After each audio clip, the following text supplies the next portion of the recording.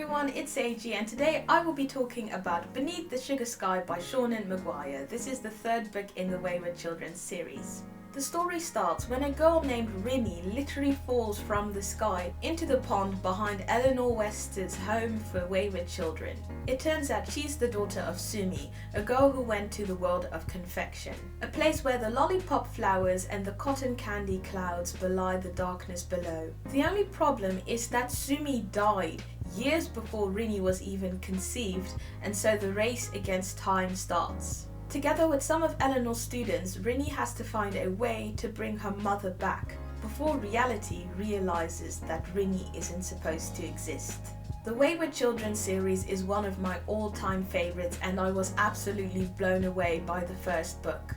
In every heart a doorway, I was just mesmerized by McGuire's writing. And most of all, the idea of creating a world that has countless of fantasy worlds within them, which are equally thrilling and unique. In book 2 we get our first full-blown experience of one of these worlds, namely that of Jack and Jill, the Moors. And the story was so delightfully dark and epic. So coming after these two amazing books, Beneath the Sugar Sky had a lot to live up to.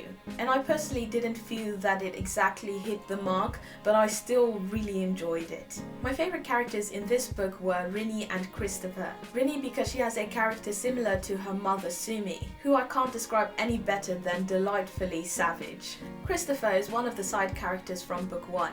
He's the boy with the bone flute who came from Mariposa, a world filled with butterflies in which skeletons dance. In this book he's featured more prominently and he's really started to grow on me. I think the only character that I didn't really like that much was Cora, and that was because she tended to minimalize other people's problems. Growing up, Cora had issues with her weight, and I liked that McGuire explored that perspective.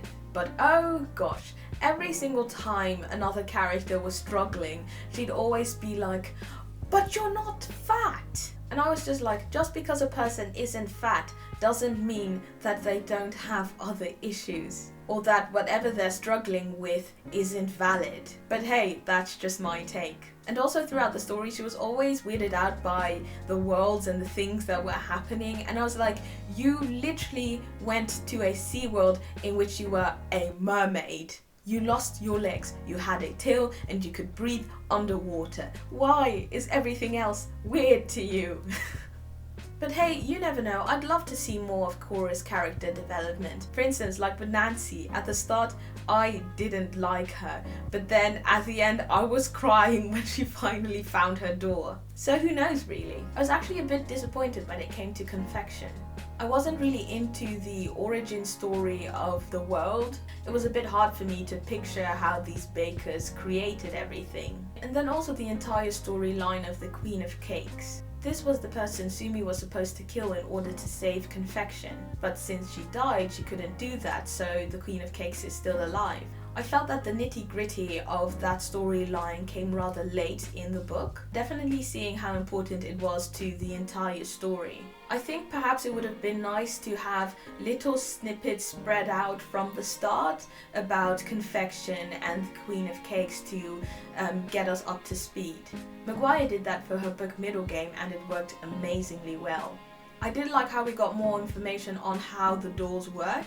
Like for instance how there are worlds from, where people mainly come from, and worlds to, where obviously mainly people go to. There are more tidbits like this sprinkled throughout the book, which is really cool.